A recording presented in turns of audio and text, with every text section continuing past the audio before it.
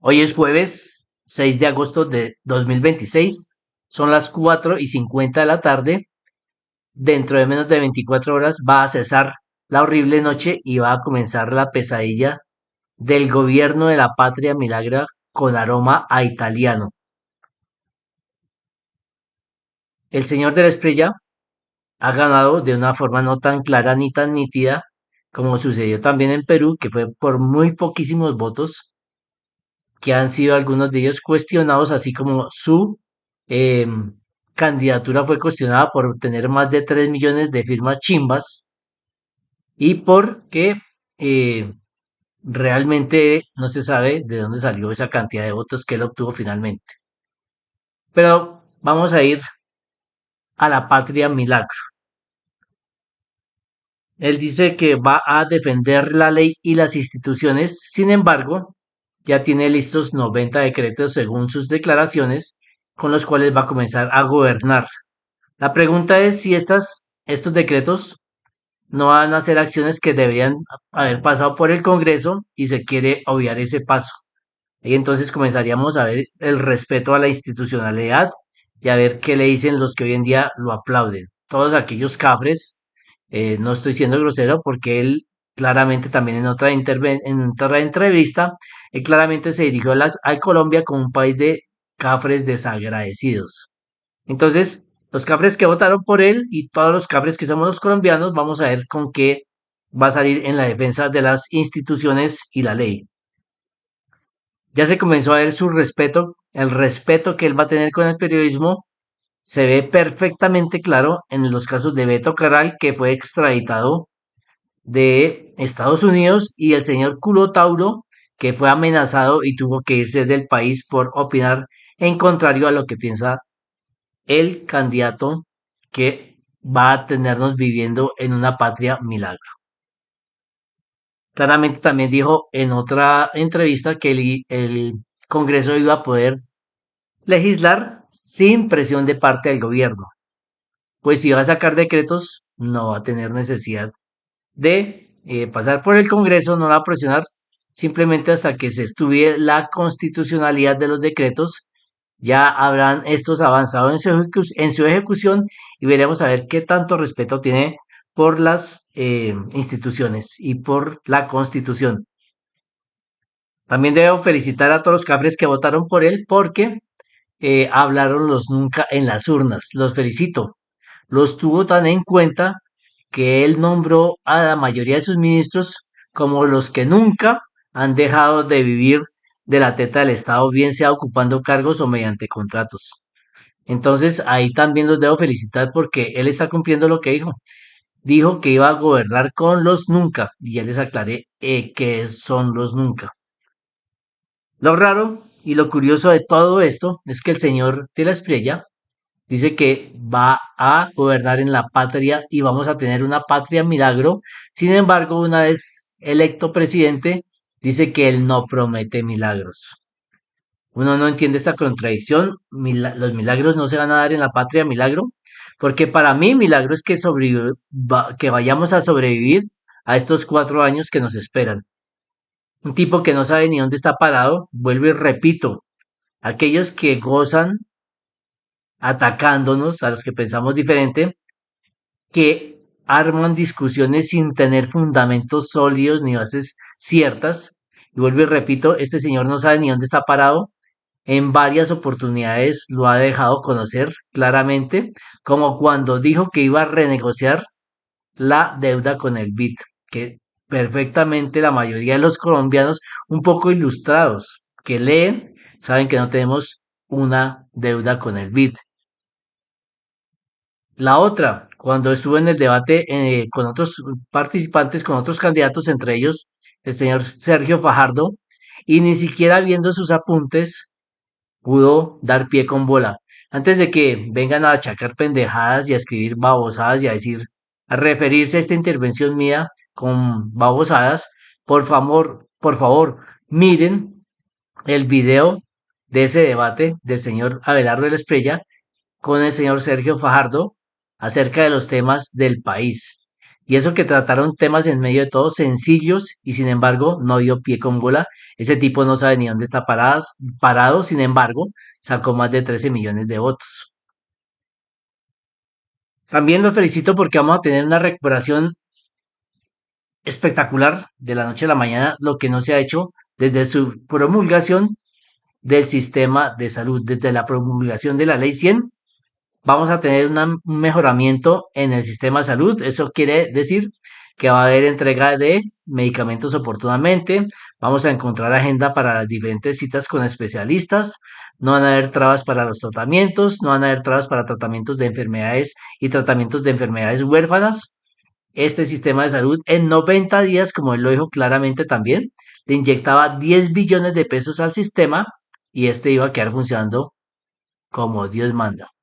También los felicito porque en la patria milagro, que él no promete milagros, pero se van a dar milagros, no sabemos cómo, vamos a tener cero diálogos de paz y gracias a Dios, gracias a este gobierno que empieza y gracias al temor que le infundió a todos los malandros, llámense guerrilleros, narcotraficantes, ladrones, raponeros, politiqueros, etcétera, etcétera, vamos a tener un país en paz porque los que no se rindieron van a saber cuál es el peso del Estado y de la ley y obrando supuestamente dentro de la Constitución.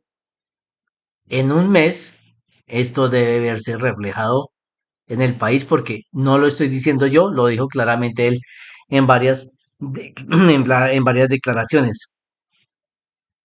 Pregunto yo, si el sistema de salud es tan fácil de arreglar, si los diálogos de paz no sirven, no han servido ni servirán según el señor de la estrella, porque es que tiene que ser mano dura, mano firme, con todo el rigor de la ley y la justicia, porque el sistema de salud y por qué la inseguridad no se han acabado en gobiernos anteriores.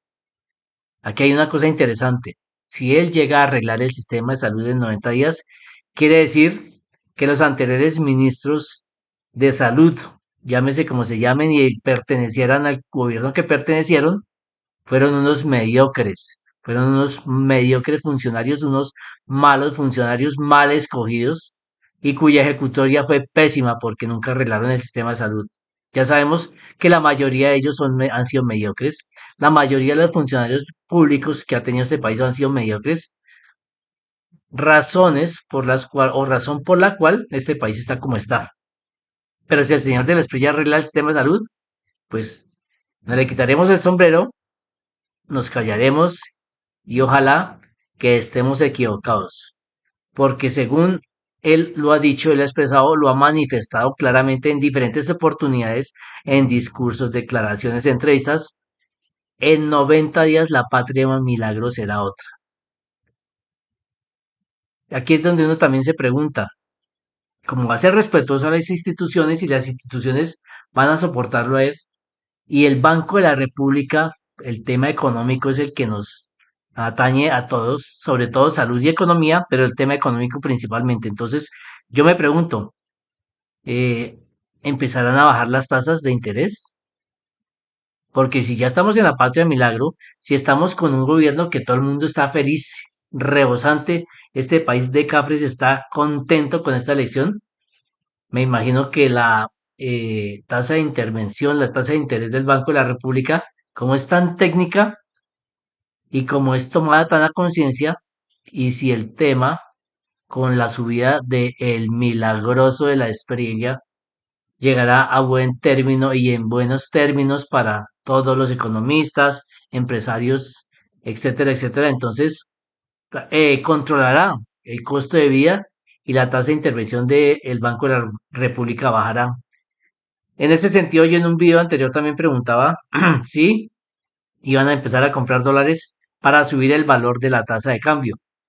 Ya lo manifestaron desde antes de subir y mi pregunta ahora es, ¿de qué sirve de que elevan el valor del dólar aquí en Colombia si por las cuestiones internacionales, las características y situaciones internacionales, el precio del dólar tiende a bajar? Porque es empezando porque es una práctica y es una política del gobierno de Estados Unidos bajar su valor para poder competir con el mercado chino. Entonces, si aquí vamos a elevar ficticiamente el precio interno del dólar, ¿a quién le va a servir esto? Durante el gobierno de Petro, que yo me acuerde, nunca compraron ni un solo dólar. Se dejó a la libre intervención del mercado. ¿Y por qué en esta ocasión sí tendrían o por qué tienen que comprar dólares en esta ocasión? La otra pregunta es, como el Banco de la República tiene tan altas las tasas de interés y en no todos los países se tiene esta tasa de interés, los famosos capitales golondrinas que en su mayoría están constituidos es por dólares, esa también no será una gran abundancia en el mercado del dólar. Cuando un gran inversionista tiene muchos dólares y quiere seguirlos manteniendo, ganando buena rentabilidad, entonces, oiga, Colombia tiene la tasa de interés en tanto por ciento, pues yo me llevo ese capital que se llama golondrina porque si hay buena tasa lo tienen aquí, si va la tasa pues se lo llevan.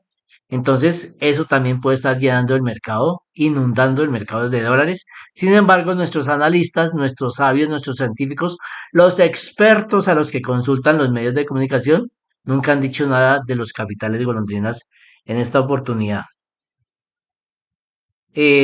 ¿Cuántas empresas del Estado? Porque la narrativa, también lo dije en un video muchísimo antes de este, la narrativa del nuevo gobierno es que vamos a estar en una crisis fiscal única, en un déficit fiscal, y el señor Petro desafortunadamente no cayó en cuenta de que durante el empalme, el poco empalme que hubo, él ha debido transmitir en televisión todo lo que se hubiera hecho, o por lo menos entregar cuentas y que hubieran sido televisadas, a ver con qué piso se quedaba este gobierno para decir que vamos a tener una crisis y tenemos que hacer sacrificios como va a pasar como en Argentina seguramente, y con esta narrativa, pues los salarios mínimos aumentarán muy poco o no aumentarán. Y como aumenta el salario mínimo, inmediatamente aumentan los otros salarios que no sean mínimos, así sea en un mínimo porcentaje, pero si no aumenta el salario mínimo, ¿por qué razón van a aumentar el resto de salarios, de escalas salariales? Eso por un lado. Por el otro, como estamos en déficit, al que le toca hacer el sacrificio, mi hijo, a todos los cafres se los digo, es a nosotros los colombianos los que pagamos impuestos. A los grandes empresarios no se les toca.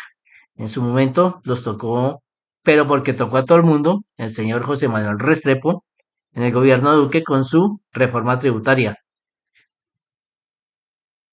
En este momento, créanme que como estamos en un déficit, va a haber cero aumento o muy poco aumento del salario mínimo. Miren lo que está pasando en México.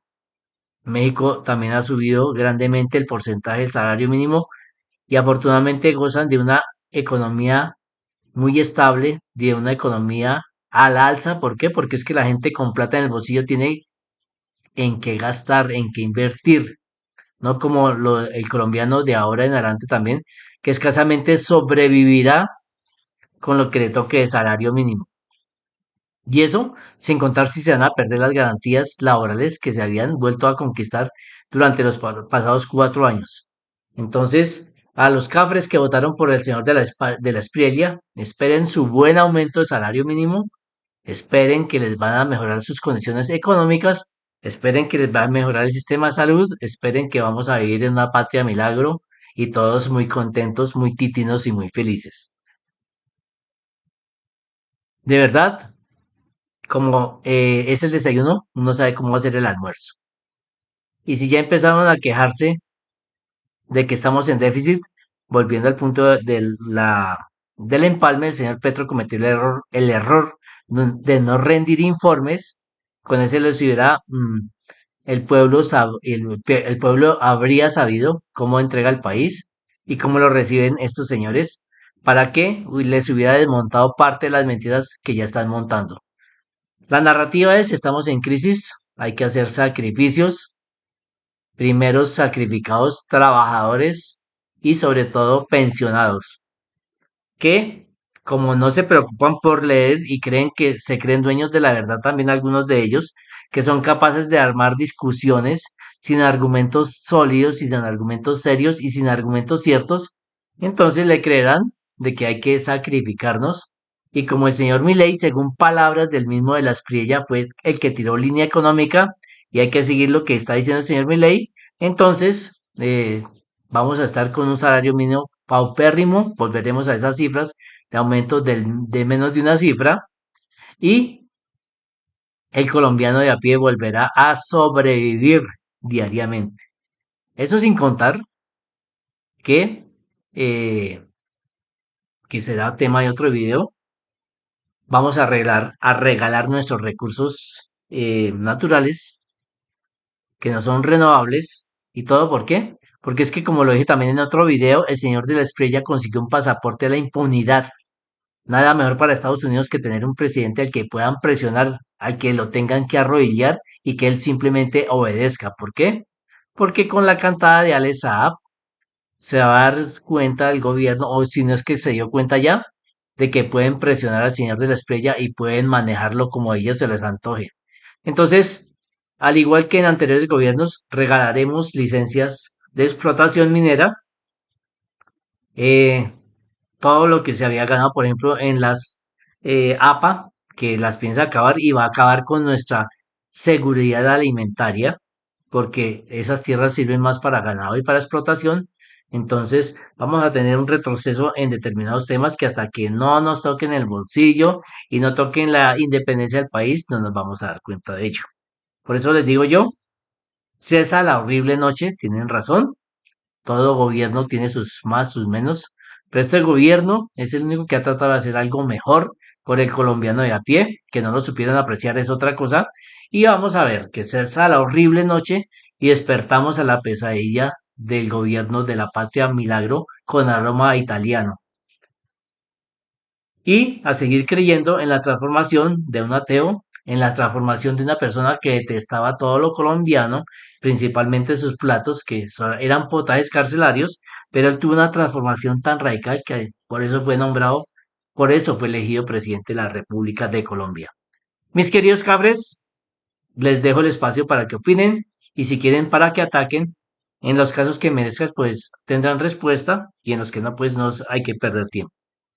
Lo único que queremos, los que a veces opinamos diferente en estos medios, es que por favor lean, por favor revisen, por favor traten de no solamente informarse de los noticieros comunes y corrientes, porque son un noticiero que nombra a un expresidente siempre como presidente, que se refiere a él como presidente, deja mucho que desear.